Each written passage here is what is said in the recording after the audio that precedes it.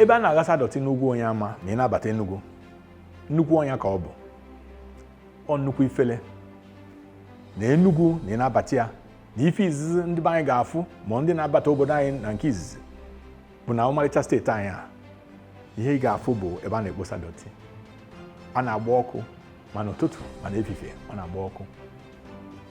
jide ikuku niile wee mebisia ya dọtị a na-aghụsa ọ na-emebi mmiri dị n'azụ ebe afọ ana mmiri ahụ enwe ndị nọ na mgbada ọ bụ sọsọ mmiri ha ka ha na-aṅụ ebuzielu dọtị a niile wee wunye na ya ọsọ Chukwuma ka arụ ga-adịfa ụdị ọnya ha ga na-aya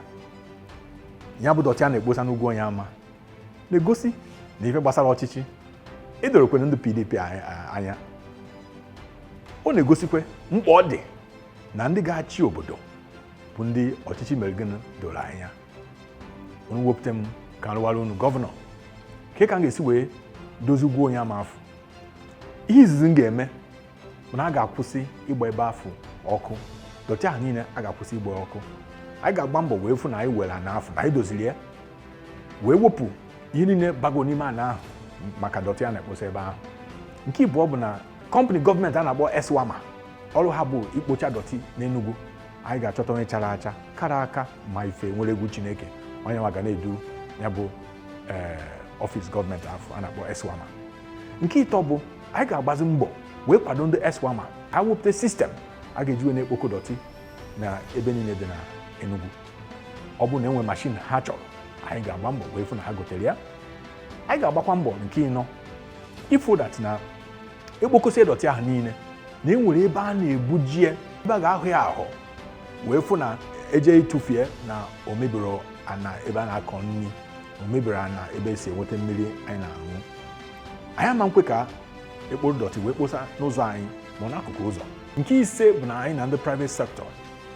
anyị ga-etinye ebe a na-eji ihe dọtị ahụ wee na-emepụta eletrik anyị ga-etinyekwe plant ebe ọ ga-abụ ọ bụ na enwe ihe iji bụ wee mee ife ịchọkwa ka ejikwere eme ife ọzọ enwe ka a ga-esi wee fichesie hazie ya ejikwere wee mee ihe ọzọ nke isii bụ na anyị ga-akọwara ndị be anyị oke mkpa ọ dị na ha na-edozi ebe ha bi na ha na-ekpoche ebe ha bi ọ bụ na o nwere ihe iji wee mee ife a na-ekwesịrị ịtụfu anyị ga-akọwara ndị be anyị biko ka etufunekwa ya ọkwa na enwe ka a ga-esi wee fichekwa ya ọzọ ka eyuzukwa ya ọzọ anyị ga-egosikwa ndị be anyị ka a ga-esi wee na-eme ya nke isaa bụ na anyị ga-ewepụta ihe nrite ndị obodo dị iche iche ga-eji wee na-agba mbọ ka anyị malụ ndị be ha ga-akarị wee dị ọcha nke asatọ bụ na anyị ga-ewepụta nnọọ pọlisi ga-akọwara ndị be anyị mkpa ọ dị na ama na-egbutu osisi egbutugodo na a ga-akụkwa ọzọ maka oge na-abịa n'iru ka enwee ihe anyị hapụrụ ndị na-eso anyị n'azụ ihe ọzọ anyị ga-emekwe bụ ụmụaka anyị nọ n'ụlọ akwụkwọ dị iche iche anyị ga-agba mbọ wee fụ na anyị na-akọwara ha mkpa ọ dị na ha dị ọcha na ha gbochiri ebe ha bi mana ha na-emekweta ebe anyị nọ ebe Chineke nyere anyị mkpụrụ osisi dị iche iche anyị ga-agba mbọ wee fụ na afọ 4 na-abịa si n'ike nke Chukwu ka ọ hapụ inwe lokal gọọmenti ọbụla dị n'Enugu steeti ebe aka na anyị nso n'ilo anyị ga-agbakwa mbọ wee fụ na ife gbasara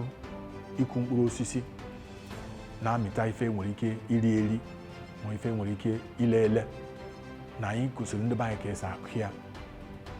na anyị wepụtara ihe nrita ga-eme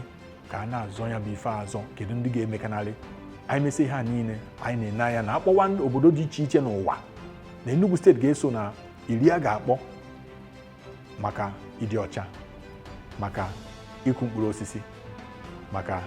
idozi ụwa Chineke nyere anyị afa m bụ Frank Nweke Jr. ọ mụwa na-azọ gọvanọ na pati a na-akpọ All Progressive Grand Alliance APGA nke a bụ nke anyị ọ bụrụ na ị chọrọ ịma ihe ndị ọzọ anyị chọrọ ime maka idozi obodo anyị biko jee na webụsaịtị anyị www.franknweke2nd.com. Tụnyere Frank Nweke Jr. Tụnyere APGA ebe sere ọkụkọ maka gọvanọ Enugu 2023 APGA.